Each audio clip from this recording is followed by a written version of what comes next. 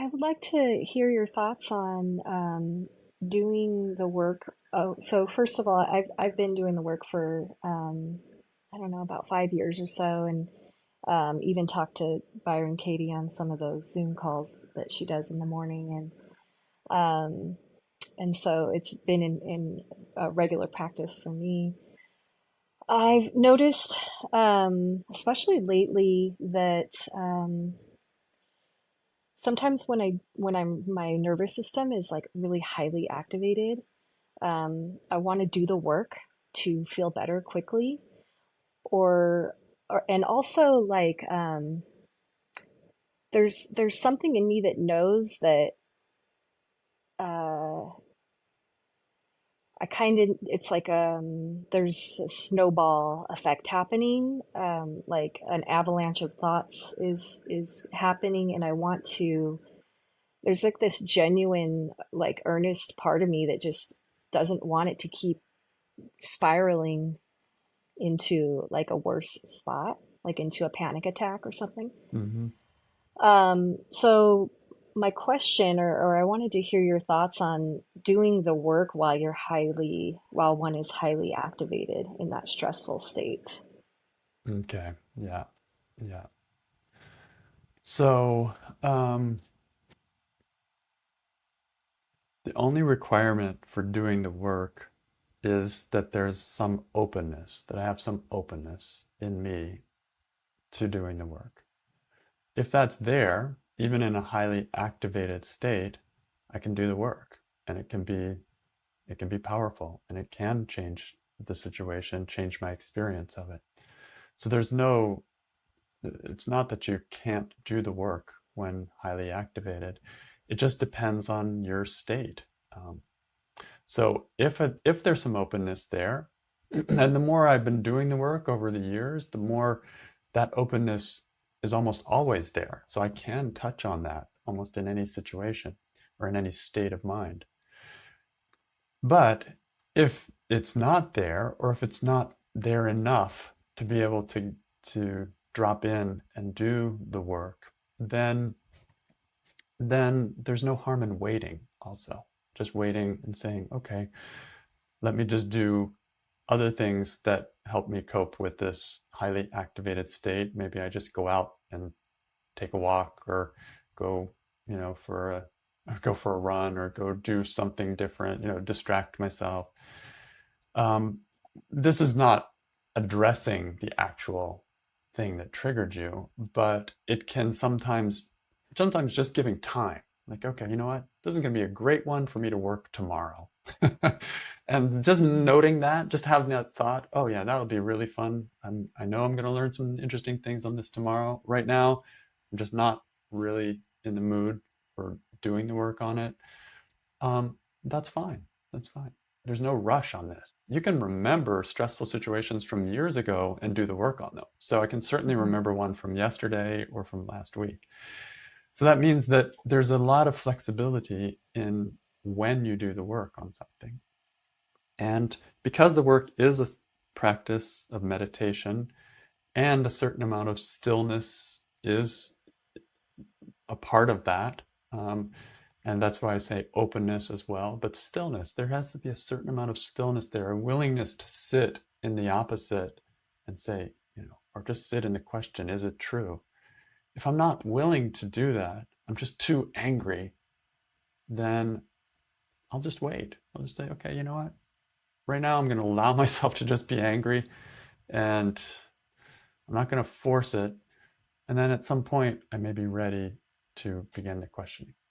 The thing that is always going on internally for me when I'm doing the work is there's a part of me that's stressed by something. Like I'm angry. I'm really angry. That part is angry. And there's a part of me that's wise and kind of knows, oh, I should do the work on that. But this angry part does not like to be pushed around by this part that knows how this needs to be worked or this is probably not true or any of that stuff. It does not want to be pushed. And so this is the part that I have to pay attention to. Is this part ready for doing the work? is it receptive? So I'm highly activated at the moment. Is this highly activated piece of me open to even thinking about the question, is it true?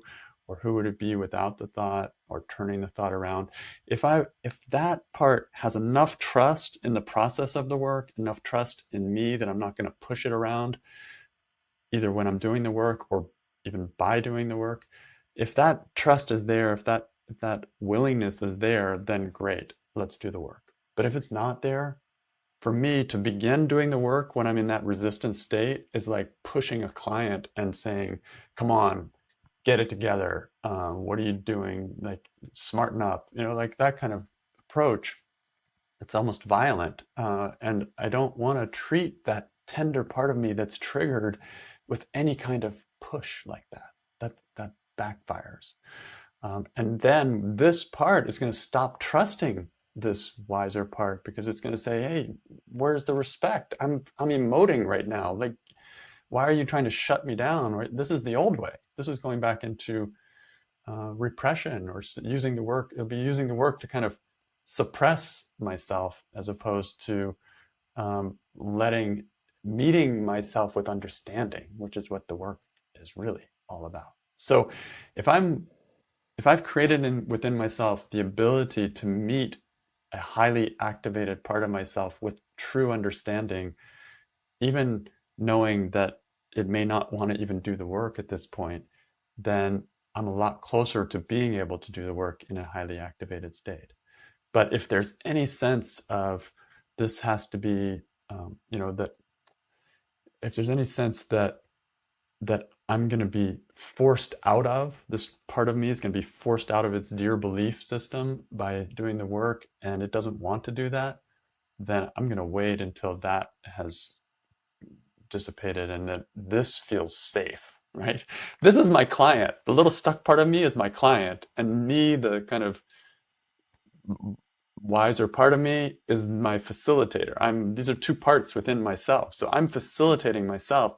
I have to create a safe space for my client to be able to do that work. Otherwise, I'm going to be pushing them around, and they're going to resist, and they're going to dislike it. So that's my only caution with highly activated states. And you may have sensed some of that in your own experience.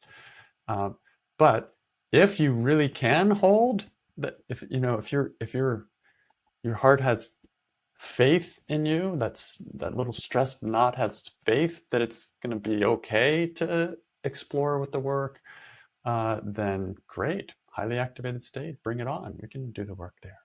So it all depends on how you hold it. Yeah, Okay, that's helpful. Thank you. you're welcome. Yeah, it's a great question. Yep. All right. Anyone else have a question or a thought?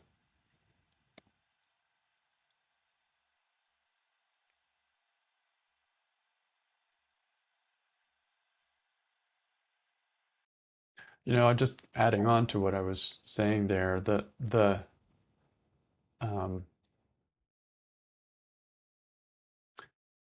one of the things that Byron Katie taught us as she trained us to be facilitators, and it was just through practice, is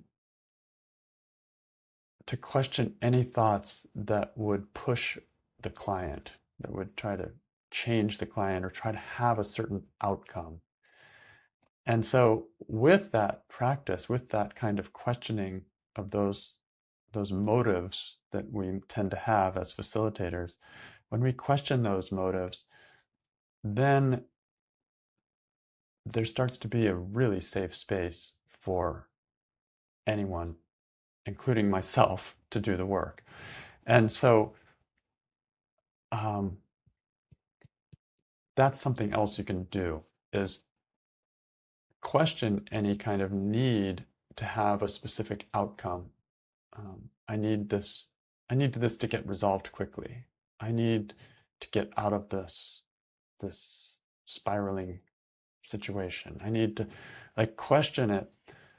The more that those thoughts are questioned, the less they will show up in the inquiry, and the more safe that little stuck part is going to feel, because now it's just showing up, and it knows that okay if nothing happens, if it does nothing other than just emote and just vent or something. And I love having that freedom, both with clients that I work with and with myself, that we don't have an outcome in any session. We don't have to get anywhere. And sometimes the client just isn't ready to even do much. And there's a lot of just, you know, the stress is coming out. That's all. It just needs to be heard. And So sometimes, would you, mhm. I'm sorry, No, go ahead. would you question even that genuine desire to feel better, to feel good? Because I feel like for me, and I guess there's an assumption that maybe this is true for everybody, but I don't know, that doing the work, that underneath that desire to do the work is a desire to feel better, to feel good, to Mm. feel free, whatever word we want to use. So even would you suggest even questioning that desire? Like I want to feel better, maybe as a one belief. Yes, I would question Okay. that. And it doesn't mean like it can be a very interesting thing to question because what happens when you question a thought like that? It's a good thought. The work generally does, it works, right? I do the work because it works. That's also true. But when I question the thought, I want to feel better, my attachment to that outcome becomes less and less and less. And that's what the work does, is it allows me to be less attached to my desires. It doesn't mean that I get rid of my desires. I still do want to do the work to feel better. That's going to probably always be true. And it's also not true in the sense that I don't I don't need it. I don't want to feel better so much that I'm miserable unless I feel better. You know what I mean? Mm, So it's the attachment to the desire that causes the extra layer of stress or the extra impediment to a safe space or the kind of inquiry that we're talking about. So mm, by questioning your motives, you free up that attachment within yourself, and suddenly it's great if your desire gets fulfilled, and it's great if your desire doesn't get fulfilled. Wonderful if I feel better, and it's wonderful if I don't feel better. They're both okay, you know. And maybe wonderful is pushing it, like that might be the extreme version of it, but even just it's okay if I don't feel better. Like, great if I feel better and okay if I don't feel better. That's an open mind. That's a space where there's no pushing going to happen. But if I need to feel better and I want to feel better and I'm attached to feeling better, I'm going to push. That's what happens when I have a thought like that. I'm going to push. I'm going to push myself. I'm going to push a client. I'm going to push the stuck part of me. I'm going to push. And that pushing is exactly what makes me not feel safe, what makes a client not feel safe, what makes my stuck part not feel safe. So by questioning these thoughts that make me want to push, I'm I back off and I'm much more of a container, much more of a facilitator of whatever's going to happen. And yes, I still balance that with asking the questions. I'm challenging my stuck part, I'm challenging my client, all that, but I'm not pushing. And there's a difference. So that's the delicate balance of facilitation. very helpful. I appreciate that, Todd. Thank you. You're welcome. Yeah. Yeah, and if you ever want to get into more of that and practice of that, the Work 102 course I've designed specifically about that kind of um, how it's about doing spoken work, but it has mainly to do with this kind of questioning these kinds of motives so that you can hold the space in a neutral way that it's Mm, also still uh, useful. It's a coexistence of opposites there. yeah. Hold the person in the work and don't push them. Okay. So anyway, Yeah. Thank you. you're welcome. Well, thank you for being here, and thanks for your questions. Very interesting to think about these things. The work is a very subtle process. It's a very amazing process. It just puts us in touch with our mind and it brings awareness in a very special way. And I love thinking about it. There's so much to this. I've been doing the work since 2007, and I have not found myself bored with the work, or um, it's just it's always revealing something new. It's there's so many layers to not only the process, but what I discover about myself when I do the process. So